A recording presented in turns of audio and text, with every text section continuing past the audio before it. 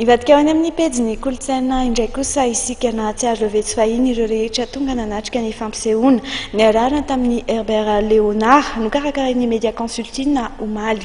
Mbola manome fotoana ny mpankafy kosa izy etsy amin'ny lapan'ny tanàna sy ny fanatanjahan-tena ary ny kolontsaina etsy Mahamasina rahampitso ity mpanakanto vahiny ity. Toi et moi, nous n'existons pas sans mon fax, sans ton répondeur.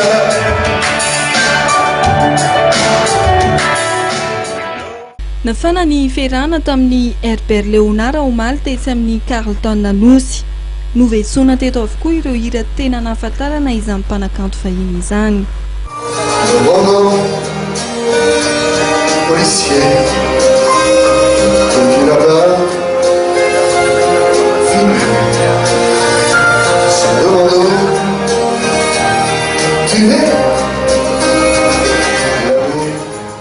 Nahatsiaro ny fahiny indray ireo rehetra tonga nanatrika izany fampisehoana izany.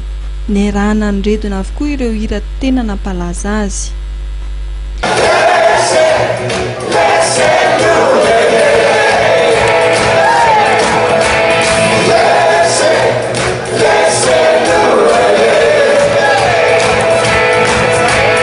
Mbola manome fotoana ireo rehetra tsy tonga teny amin'ny Carlton omaly Herbert Léonard ka itsy amin'ny lapan'ny fanatanjahan-tena sy ny kolontsaina Mahamasina indray rahampitso ny fotoana manomboka amin'ny 10:00. Il faut que tu comprennes